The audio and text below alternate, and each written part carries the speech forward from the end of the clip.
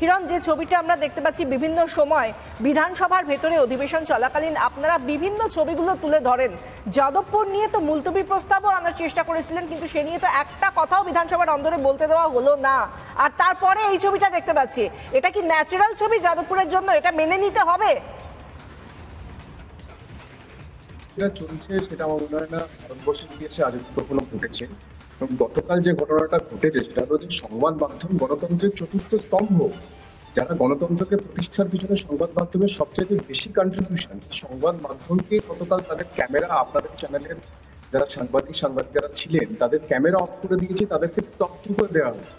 কারণ এই যে নকশালপন্থী কিছু সংখ্যক স্টুডেন্ট যারা ওখানে আছেন, যারা নিজেদেরকে নকশালপন্থী বলছেন, তারা ভুলে গেছেন যে 1960-এর দশকে তাদের যে আন্দোলন শুরু হয়েছিল, তারা কিন্তু শ্রমিক শ্রেণী তাদের যে অধিকার, সেই অধিকার অর্জনের জন্য তারা আন্দোলন শুরু করেছিলেন। আজকে তারা কি করছে, তাদের সংবাদ মাধ্যমের ক্যামেরাকে অফ করে দিচ্ছেন। এবং ওখানকার যারা শ্রমিক আছেন, ধরুন অটো চালক, বাস চালক, তাদের কথা আমরা আপনার চ্যানেলের মাধ্যমে শুনছিলাম, তারা প্রত্যেকে আতঙ্কিত।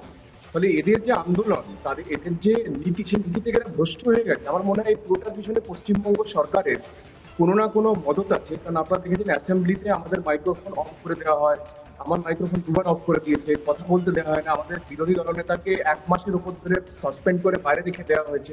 এরা অ্যাসেম্বলিতে কথা বলতে দেবে না, বিশ্ববিদ্যালয়গুলোতে বিভিন্ন রকম ঝামেলা পাকিয়ে পুরো মানুষের যে অধিকার, সেই অধিকার থেকে পুরোপুরি এরা বঞ্চিত করছে। এবং এই সরকার যেভাবে মানুষের সঙ্গে প্রবঞ্চনা করছে, আমার মনে হয় এটার একটা শেষ হওয়া দরকার। সবকিছু শুরু হয়, তাদের শেষ হওয়ার দরকার। যেভাবে আমরা দেখেছিলাম যাদবপুর 1970-এর দশকে, 1970 সালে সেখানকার উপাচার্য গোপালচন্দ্র সেন মহাশয়কে পিটিয়ে মেরে দিয়েছিল এই কিছু সংখ্যক ছাত্ররা। আমার মনে হয় এবারে কেন্দ্রীয় সরকার এটাকে লাইটলি না নিয়ে কেন্দ্রীয় সরকার, স্বরাষ্ট্র মন্ত্রক এবং শিক্ষা দপ্তর, কেন্দ্রীয় শিক্ষা দপ্তর, তাদের এগিয়ে আসা উচিত। যাদবপুরে প্রচুর ভালো ভালো ছেলে মেয়ে আছেন, তাদের ভবিষ্যৎ আছে, তারা কোথায় যাবে, তারা কিভাবে পড়াশোনা করবে? এত ভালো ভালো ছেলে মেয়ে, এত মেধাবী ছেলে মেয়ে, এই কিছু সংখ্যক ছেলে মেয়েদের জন্য তো পুরো পরিবেশটা নষ্ট হয়ে গেছে। আমরা প্রাক্তন উপাচার্যদের মুখেও শুনছিলাম আপনাদের চ্যানেলের মাধ্যমে যে তারা কিভাবে বারবার আক্রান্ত হয়েছে। কেন্দ্রীয় সরকারের আমার মনে এগিয়ে আসা হচ্ছে। শুধুমাত্র পশ্চিমবঙ্গ পুলিশে পুতুল ছাড়িয়ে রেখেছে মুখ্যমন্ত্রী, পুলিশ মন্ত্রী, সেই পুলিশের ওপরে ভরসা না করে কেন্দ্রীয় সরকার, স্বরাষ্ট্র মন্ত্রক, কেন্দ্রীয় শিক্ষামন্ত্রী সবাই এগিয়ে এসে যাদবপুরকে রক্ষা করতে হবে। যাদবপুরের ছেলে মেয়েদের যে পড়াশোনা করার অধিকার, রাইট টু এডুকেশন, সেই অধিকারকে এখানে দিতে হবে। এবং এইভাবে চুপ করে থাকলে কিন্তু আস্তে আস্তে পশ্চিমবঙ্গের একটা একটা করে বিশ্ববিদ্যালয়, পশ্চিমবঙ্গের মানুষ সবাই কিন্তু শেষ হয়ে যাবে। যেটা শুরু হয় তা শেষ করতে হবে। শেষ করবো বলে আমরা কতদিন অপেক্ষা করবো? অ্যাসেম্বলিতে কথা বলতে পারবো না, আমরা বিশ্ববিদ্যালয়ের ছেলেমেয়েরা কথা বলতে পারবে না। শিক্ষাঙ্গনে গুন্ডাগিরির অধিকার তো জন্মায় না। এই গুন্ডারা কি করে নিজেদের দালালি বাঁচিয়ে রাখার জন্য সেখানে একেবারে মুক্তাঞ্চল তৈরি করে ফেলছে, সেই জায়গাটা নিয়ে প্রশাসন কেন নির্বিকার? এখানে এই প্রশ্নটা আমরা করব। হিরণ, আমাদের সঙ্গে থাকুন। দীপাঞ্জন বাবু, আপনার কাছেও আসবো, কিন্তু তার আগে একবার বিট্টুর কাছে যাব। বিট্টু, এতটা সময় পেরিয়ে গেল, পুলিশ কি করছে? পুলিশ কেন কোন রকম ভাবে সক্রিয়তা দেখাচ্ছে না?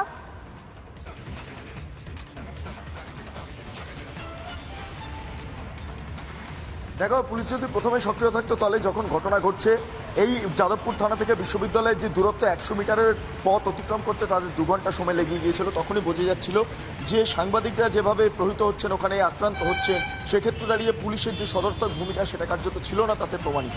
এবং তোমাকে আরেকটা বিষয় জানিয়ে রাখি, সকাল থেকে আমরা যখন দেখছি থানার সামনে একাধিক অশ্লীল ভাষায় গ্রাফিতি এঁকে দেওয়া হয়েছে আরবান নকশালদের তরফে বা শহুরে নকশালদের তরফে।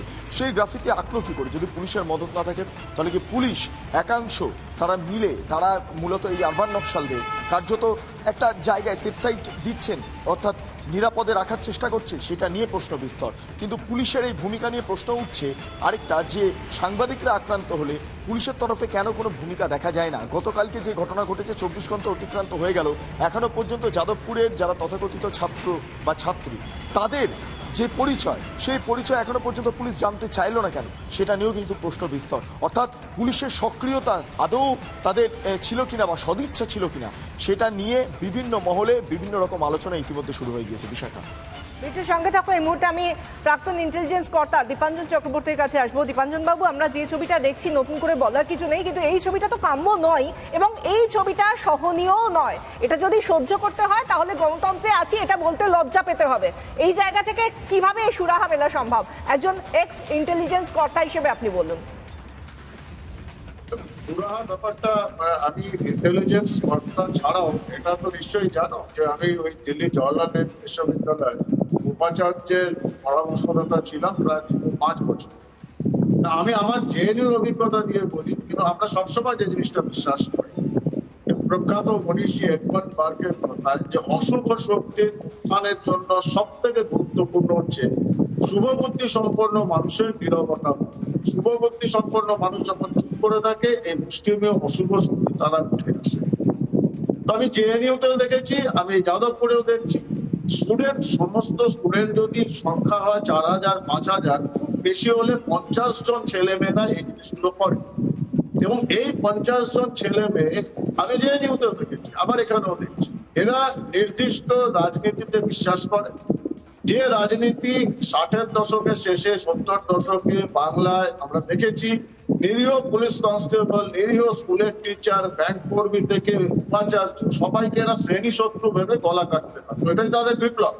তার পরিণতি কি হয়েছে সেটাও বাংলার মানুষ দেখেছে। এখন এই এদের বিপ্লবটা গিয়ে ছত্তিশগড়ের জঙ্গলে আটকে গেছে।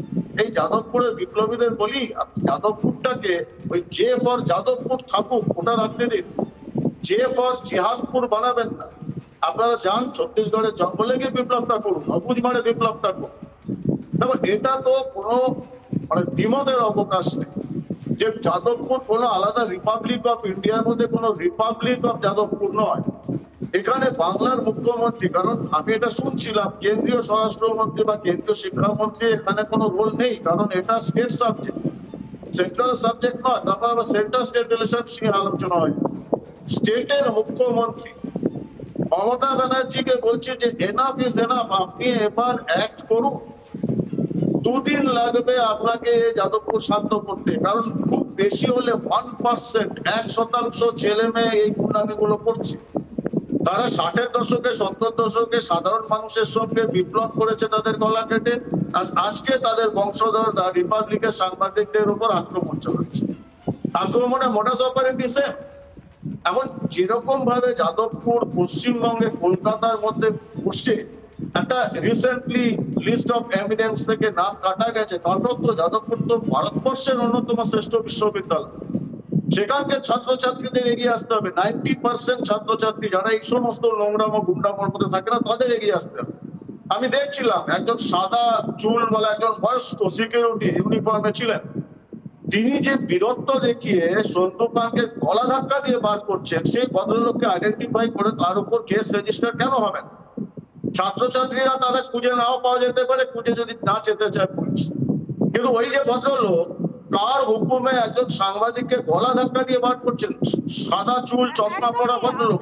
বাবু, আপনি যে কথাটা বলছেন 60-এর দশকের সেই শুরুর কথা, এবং তারপরে এখনো সেই রেশটা কেউ কেউ বয়ে চলেছে, কিন্তু একটা বিষয় তো মাথায় রাখতে হবে, আমরা যেটা আরজি করে দেখেছিলাম থ্রেট কালচার, সেই কথাটা শুরু হয়েছিল, কিন্তু তারপর দেখা গিয়েছিল সারা জায়গায় একটার পর একটা মেডিকেল কলেজ, হাসপাতাল হোক, ইউনিভার্সিটি হোক, সেখানে কিন্তু এই থ্রেট কালচার রাজ করছে।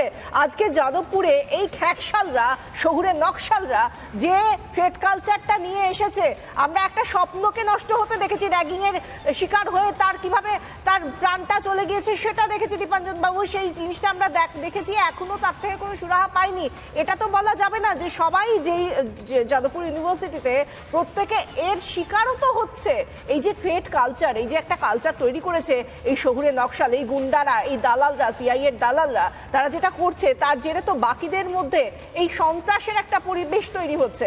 সবাই যে একই রকম ভাবে এটার মধ্যে থাকতে চাইছে তা তো নয়। সেটা আমরা ওই র্যাগিং এর শিকার হওয়া এক ছাত্র তার বাবাকে দেখেছিলাম বলতে, বিভিন্ন সময় এই 1 মার্চের পরের ঘটনাতেও আমরা দেখেছি যে তিনি বারবার বলছেন যে না, এই ঘটনার সঙ্গে সবাই যুক্ত হতে চায় না, সেখানে যে থ্রেট কালচার চলছে সেটা মানা যায় না, এটা বারবার বলা হচ্ছে। কিন্তু এত কিছু বলা হলেও দীপাঞ্জন বাবুও যেটা বললেন, যেটা হিরণও বললেন, যেটা আমাদের প্রতিনিধিরাও প্রশ্ন করছে, যে সবকিছু দেখার পরেও সবকিছু যখন দিনের আলোর মতো স্পষ্ট, তখন কেন প্রশাসন কোনো রকম ভাবে ব্যবস্থা নিচ্ছে না?